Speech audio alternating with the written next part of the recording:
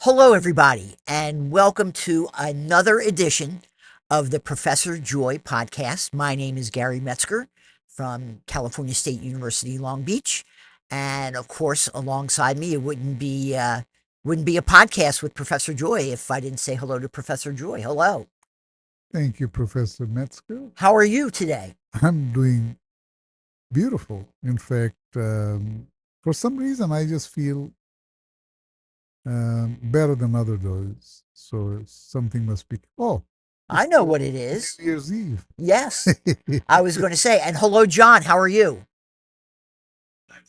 Good. Yes, as Professor Joy just said, we are doing this podcast on New Year's Eve.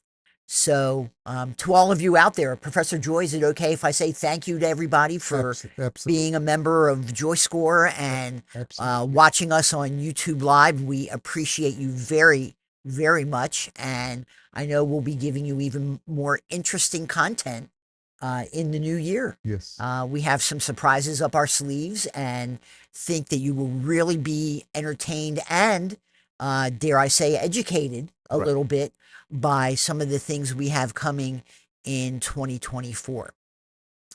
Having said all that, there is one thing before I get to our topic, John and Dr. Joy, that I just read about today in one of the many newspapers that I take a look at.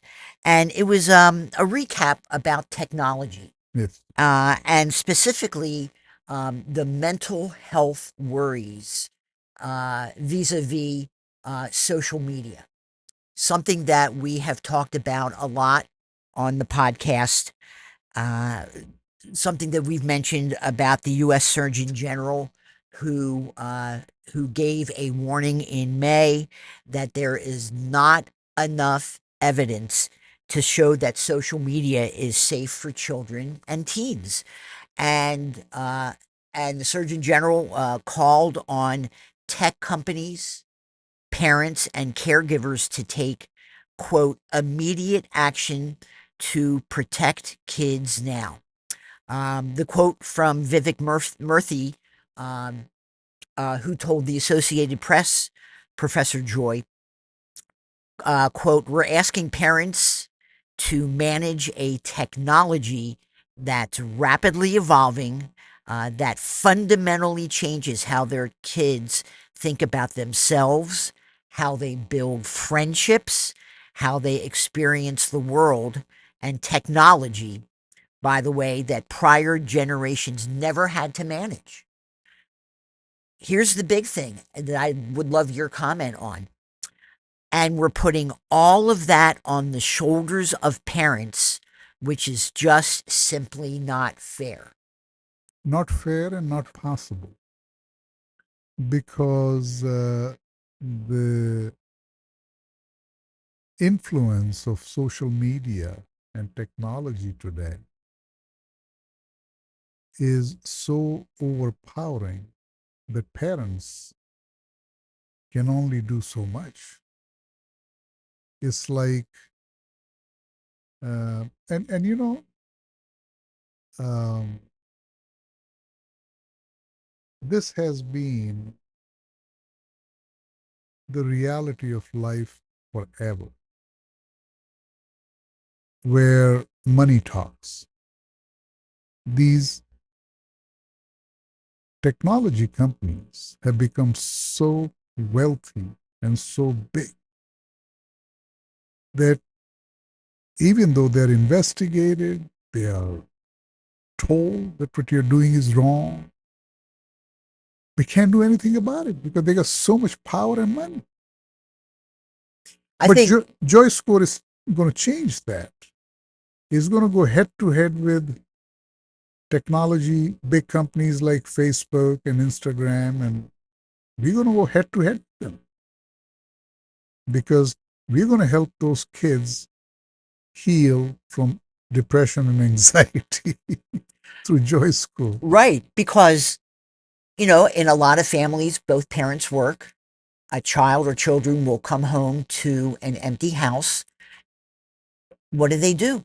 They turn to social media for attention, to talk, Partly it may also be kind of convenient for parents to let the kids play with social media, whatever they want to, Well, how many times have you seen going through a grocery store and the child in the little seat in the grocery store, and they've watching. got, Yeah, yeah. yeah, totally, totally. In fact, you know, so I was, when you were talking, I kind of did a little chart in my notebook, which which shows kind of a reality of life where kids are being influenced at a very early age now. I was just having dinner the other day, and next table there was a couple with two kids, and the kids were like maybe 2 and 4, and they both had iPad or phone or something, and they're playing on it. I say, oh my God! I mean, look at it, 2-year old. So now think of it this way: that everybody out there, from 2-year old to 82-year old, is influenced by technology. But older the age group, less influenced they are. Younger, more. Right. So that's what's Yeah. happening. So last month, Professor Joy, a former engineering director at Meta, which is Facebook and Instagram, testified before a Senate subcommittee about social media and teen mental health, hoping to shed light on how Meta executives, including Mark Zuckerberg, knew about the harms Instagram was causing, but chose not to make meaningful changes to address them. And then just this month, the Federal Trade Commission has proposed sweeping changes to a decades old law that regulates how online companies can track and advertise to children, including turning off targeted ads to kids under 13 by default and limiting push notifications.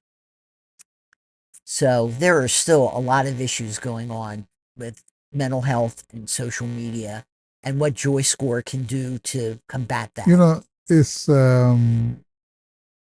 when we were hit by pandemic, COVID, the mental issues, wellness issues, depression and anxiety shot up really high because pandemic was causing anxiety in itself. People not knowing where we're going to be, where the future is. Right. If we're going to live or die. No, that's really true. I Yeah, mean, you didn't know. we didn't know. So that was fueled, which already was very high. Actually, now, you know what the pandemic is? Depression. What Depression, an interesting observation. Yeah. depression and obesity is the new pandemic. Hmm. Not COVID, but depression and obesity. Now, we've been talking about, John and I have been discussing this for a few days now, and there is a chapter in a book called Self Esteem. So, in my research early on, and I'm talking years ago, I found out that self esteem is like the foundation of someone's wellness in every aspect of life. If if you have learned how to have good self esteem, meaning you kind of have the prerequisites for a good life. Without self esteem, you're going to go into all kinds of problems: binge eating, obesity, depression, anxiety, on and on and on. But how do you gain this self-esteem, So, Professor? self esteem is something you can learn to build, meaning the starting point of self esteem is to start loving yourself. Can you love yourself during a pandemic? Yes. Now this is something you may find a little funny. So we had few researchers with PhDs and research background. I said, listen, when the pandemic hit, I said, I want to see if there is a connection between joy and immunity. Right away, within a week, I had so much data on it that joy, as the joy goes up, your immunity goes up.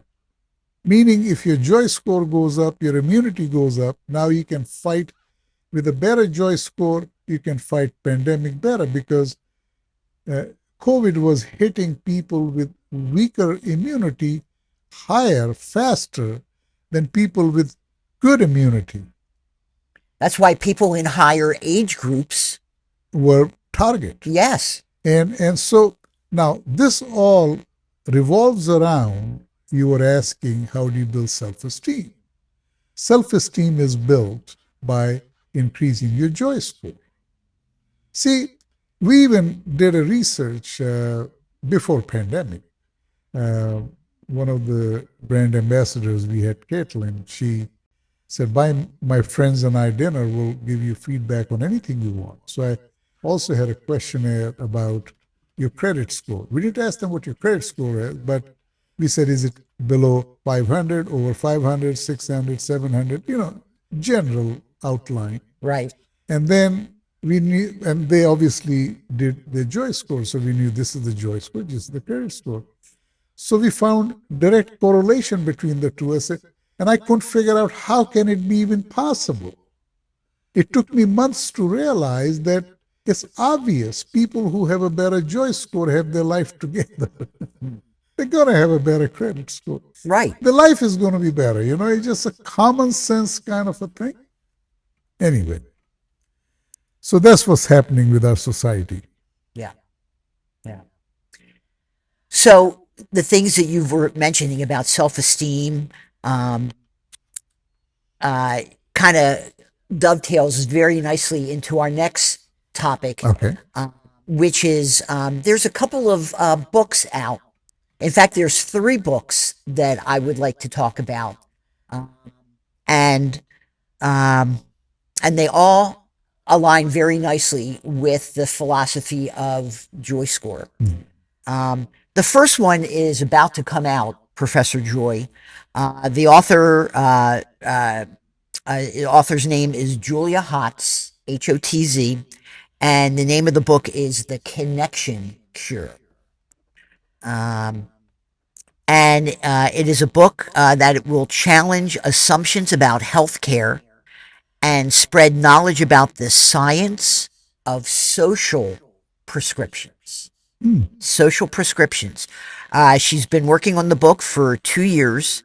Um, Social prescribing, Professor Joy, is a practice through which health workers refer patients to local, non clinical resources and activities like art workshops and cycling groups. Oh, interesting. Yeah, that's what I thought.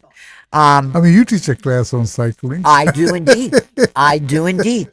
Um, as its founding doctor in England describes, social prescribing shifts from asking, "What's the matter with you?" to "What matters to you?" Right. A big deal there. Interesting Yes, how a twist of words can change so much meaning. exactly. Um, um, the book talks about healthcare systems in the UK, Canada, Australia, Singapore, South Korea, Portugal, the Netherlands, and even the United States, how they are implementing their own systems, of social prescribing. And you, the reader, may even learn how prescribing yourself movement, nature, art, service, and belonging to a community, and how it can help you to become your healthiest self. It aligns so nicely with what we do with Absolutely. JoyScore. Yeah. Absolutely. I mean, JoyScore actually, after I wrote the book and developed the app, we started looking to partner with health insurance companies, JoyScore being a wellness product. And we found that we align very well with an insurance company called Kaiser Permanente. You may have heard that years ago they came out with this idea called Thrive. That's kind of social prescribing. They wanted people to learn to be healthier rather than getting sick and then coming to the doctors. By being healthier, they would not need to come to the doctors as often. Right. Exactly. That was the whole idea behind it. Yep. Yep. And we are kind of, in a way, doing the same thing. Very much so. Yeah. The bottom line is, at least with this book, when the Yeah. conclusion is, it turns out health isn't just the absence of disease, it's the presence of connections. It turns out that the stuff of New Year's resolutions, which were on New Year's Eve, isn't just sugar cleansing and a dry January, or going crazy on the treadmill and everything. It matters a little bit, but in the long term, it's the joy, meaning, and relationships we find around us that matter the most. Right. Yeah. Absolutely. Yeah. John, do you have any thoughts on those concepts? And amazing to what you're saying. I think that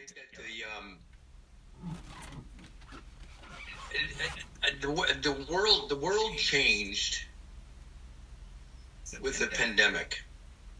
Yes, we can say history's been the same for the last 50 years on things in different ways of making connections and who you are.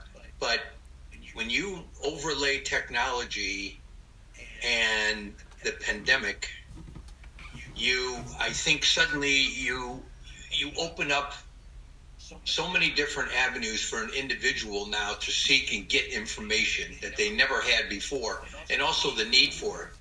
When isolation set in with the pandemic, people were plagued with loneliness. They were plagued with being segregated from their coworkers, from their social groups. What happened was social media exploded, and that suddenly became the source of everything. And I think and their connections went from one-on-one on the younger groups talking next to the lockers at school to the coffee houses and all of that. Suddenly now you use social media and you're on your mobile devices or your technology. And when you started the conversation today, which I thought was very interesting, and just to jump back on in a minute, social media today, when we touched on should parents touch it, I agree with Dr. J. You can't burden the parents with this, because this is a natural evolution of communication that is developing, and it's developing because now suddenly technology has entered everybody's lives versus just talking in groups on the street corner. Now there's technology. What has to be regulated and looked at are the companies that are providing it. And I use as a perfect example, I'm not a proponent of TikTok. I think they should be shut down tomorrow, because they've gone from social media to an influential type of thing dominated by certain political and other views. But regardless of that, I think the whole connection of the way people are connected today is changing so rapidly, and the need for communication is probably at a higher than it's ever been. And now people are being exposed to this ideas from the pandemic of loneliness, depression, anxiety, and wanting to be part of something. So they look to things now. And social media is the escape. Yeah, it's so interesting. Like you were talking about age group, and we just thought of it. Braden, he's a good friend of ours for years. And he actually started helping JoyScore when he retired as a chief of police from Long Beach. So he meets with a bunch of his friends at Aroma de Roma every morning. They sit around the table. That's a local coffee house, Yeah. everybody. So I go to Braden and he's looking at his phone. And now there are 8 people around the table. They're all looking at their phones. Okay. So, so I say, guys, why don't you talk to each other? He said, we're talking electronically. I could not believe that all 8 of them are, these are like 60s and 70s. They're on the phone, talking to each other, complaining about It's the out right there. I missed something. unbelievable. Yeah. Um, John, those are observations. Yeah, I mean, turned into a business. There's a TikTok store now, John, where you can buy scrubbing brushes and sinks and all sorts of stuff. They're going into e-commerce. Yeah. Yeah. Yes. Mm-hmm. Yeah. So from this connection cure and everything, which is coming out in the new year, there's a book that's already out that is gaining a lot of attention. I know that you've taken a look at it, Yep. Professor Joy, and it's the Oprah Winfrey, Arthur C. Brooks book called "Build the Life You Want: The Art and Science of Getting Happier." To better understand and explain happiness, Oprah, who is 69, turned to this Harvard professor, Arthur Brooks, who's 59, and he also writes a column on happiness for The Atlantic magazine and online. So, drawing on cutting edge science and their years of helping people translate ideas into action, they show you how to improve your life right now instead of waiting for the outside world to change. They talk about the 4 pillars of happiness, Professor Joy: family, friendship, work, and faith. Faith. And they share their wisdom, yada, yada, yada, yada, and all the things that they've gone through, personal things they've gone through. Like, there's one anecdote where Brooks talks about his addiction to smoking and what he had to do to go through, the steps he had to take to stop his smoking. And before we came on the air, Professor Joy, you had a fun little anecdote also that I hope that you'll share with our viewers and listeners. You know, it's so interesting. So about 12 years ago, I decided to quit smoking. Because? I wanted to be healthy. Okay. And my own book inspired me. I was writing Joy in Health and Happiness. And I said, look, I'm writing this book, and I can't be smoking and ignoring my health. And actually, I had listened to an interview between Tony Robbins and Deepak Chopra. And Tony Robbins is talking about that if someone had a $100,000 horse, they would hire the best dietitian, the best help to take care of this horse, and here we have $1 billion body, and we treat it like shit. We don't care about it. You know, in fact, Dr. Deepak Chopra was saying that he used to practice medicine in Boston, you know. So he said, I used to get pretty frustrated in helping my patients. One of them, he said, listen, young man, if you do a couple things for me, I can get rid of these 6 medications I'm prescribing. He said, like what, doc? He said, well, if you quit smoking, start eating better, start exercising, you don't need these medications. He said, doc, come on, man.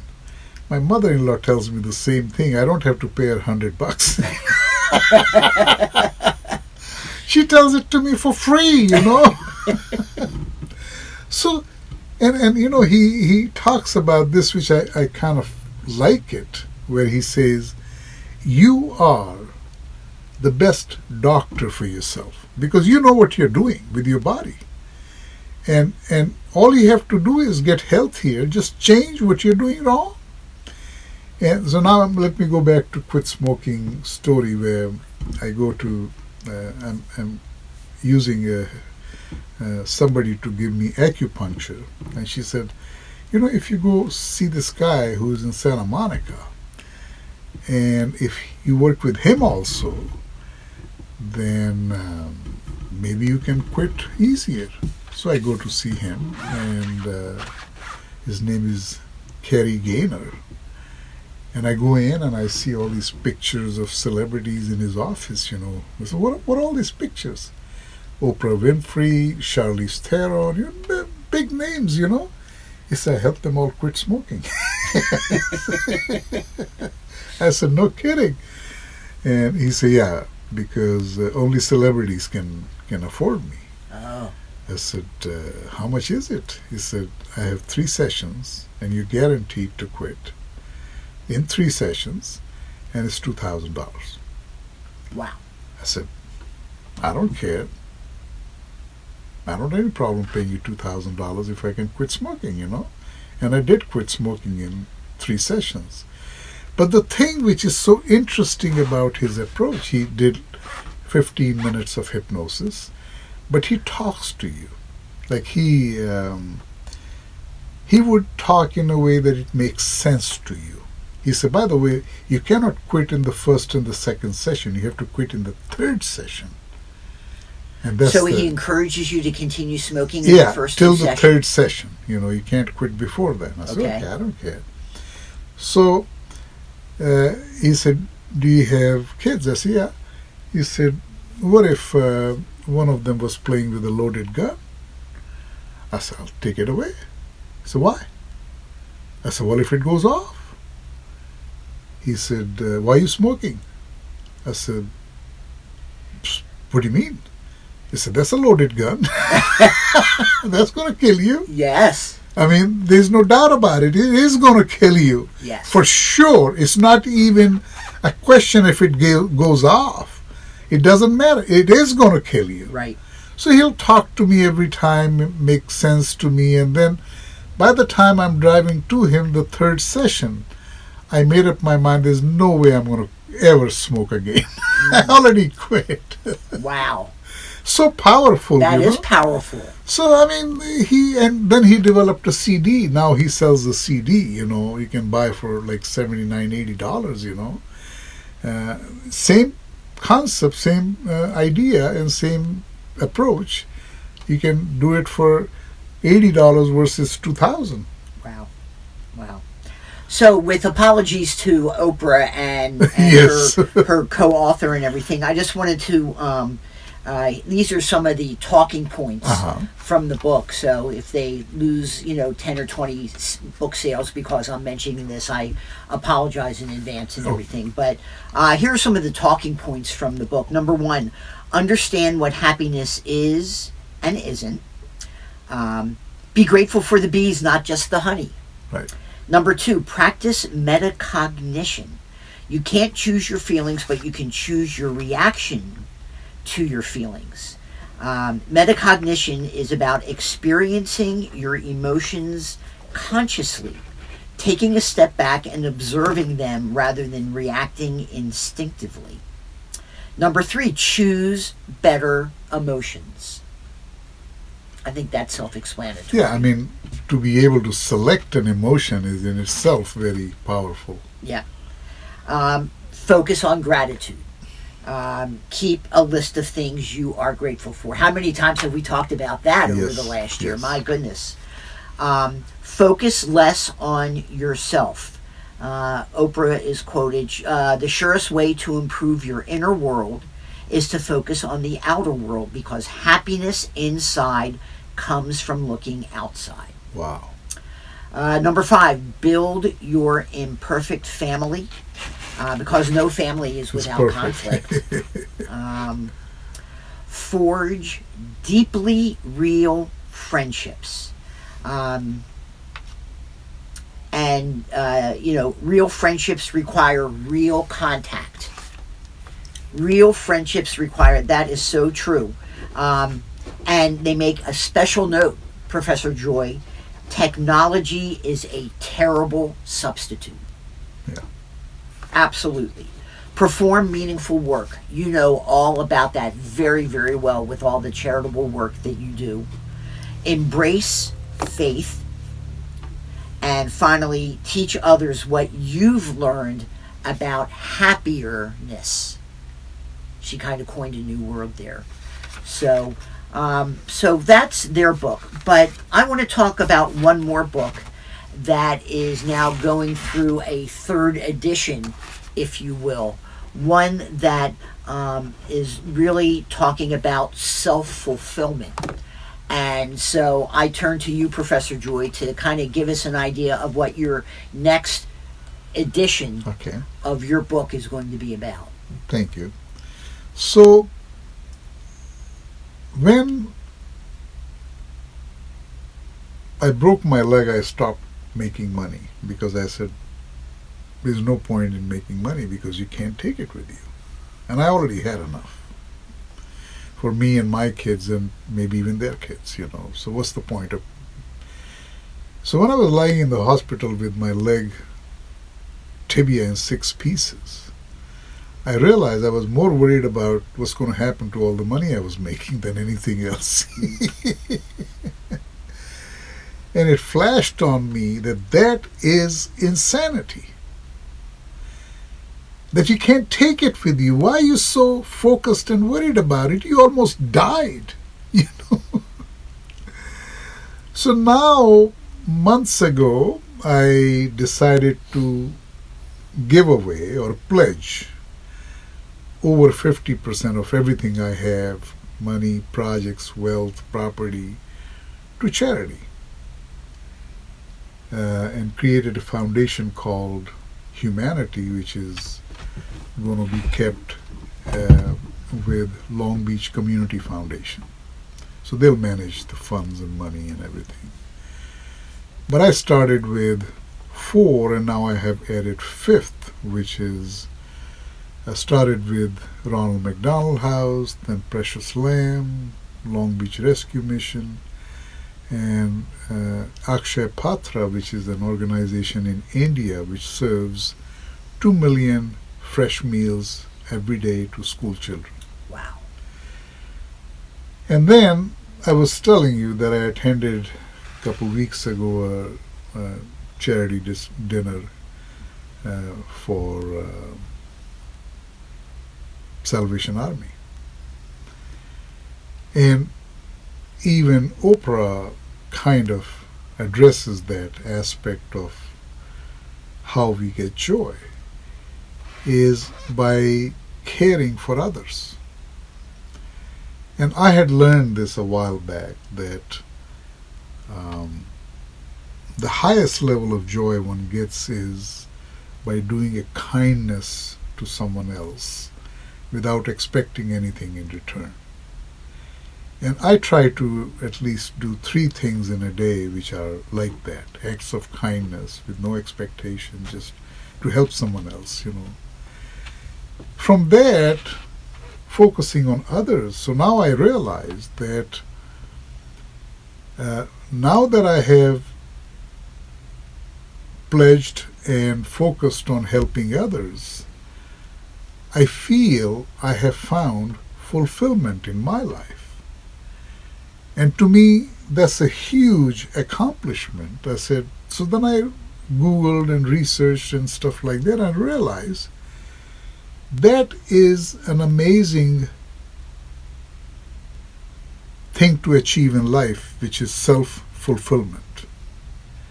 So I said, okay, let our new edition of the book be focused on self-fulfillment through self-esteem.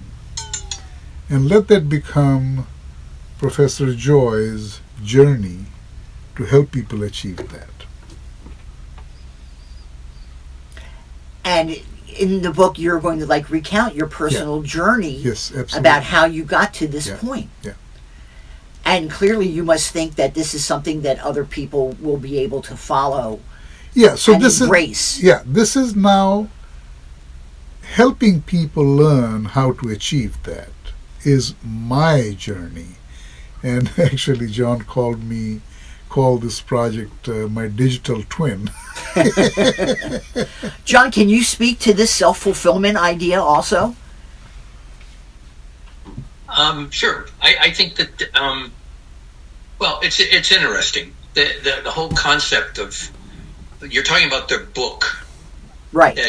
that was there before, and now you talk about the sequel that Dr. J is looking at in terms of publication now. I think this whole concept of self-help, a couple interesting pieces behind it. With some further some past engagements I had, 50% of self-help in 2022 was bought by people under the age of 35. Okay? Say that one more time. I'm sorry. Interesting statistic. John, say that one more time. I'm sorry? Say that statistic one more time. In 2021 or 22, I think it was. Okay. Over 50% of the self-help books and apps were bought by people under 35 years old. Wow. Now, you got to think about that stuff because a lot of it now comes from, and they push this, and let's fast forward. Self-help in the area that Dr. J is looking at now, there are about 20,000, 25,000 active apps out there for self-help, for mental health or psychological help. The latest one that got the notoriety was Brooks and Oprah Winfrey, which, quite frankly, it has 3 W's. I call it the 3 W's of family, faith, and I forgot the other, but there was family, friendship, faith, and then there was the other one of work. And I thought that Brooks is very knowledgeable, and he's a master in the psychology of this. And I thought his points were very, very good. I thought Oprah's examples were okay, but she obviously has a financial interest in what's going on with this. But I think Dr. J's approach to looking at this and using his experiences, I think, could have a very interesting, profound effect on self-improvement. The statistics are now starting to be gathered after the pandemic, and what the pandemic did, because it did explode the self-help market. People were isolated, and they wanted to know more, and they looked for answers. But also social media is driving a lot of people, in many cases, to want to do better or to see things better. There's a lot of, I can tell you this, there is, about a year ago, I was involved in looking at, with one of the big mental health companies and sites out there, and the books and CDs that were out there, people felt created a lot of false hopes. So people turned to something, and also but they became real because people didn't want to go to a therapist anymore and spend time making appointments and going for meetings. So books and CDs became popular. Now suddenly the apps have become very popular, right? Because now you can go to them so quickly anywhere. You don't have to carry anything around but your phone, and you can start looking at things, and it's become much more convenient. The problem is the application of a lot of those apps hasn't caught up with how to present all that information on an iPhone yet. But I think what Dr. J is looking at in terms of trying to connect the things that were in his previous book and the new book, I think have the potential to be a very hot item out there. People will be looking for this, and they'll be looking with how to make their lives better, and what do they have to connect to do this themselves. Right. Right. Yeah, that's good. That's true. Yeah, very true. Back to you. Well, that's the end of another year. 2023 is gone. Dr. J, Professor J, a closing word for everybody for looking ahead to 2024. You know, I have learned a lot this year. And what I have come to realize that when you start focusing and helping others, your life becomes very joyful. It becomes selfless, and you reach a much higher level of joy than you can by looking at yourself. Great closing. Everybody, we wish you a very happy and safe New Year's Eve and an incredibly joyful 2024. Please come back next week and join us. We'll have a couple tricks up our sleeve, and looking forward to having you join us next week when we kick off 2024. Thanks for joining us. Bye-bye. Thank you.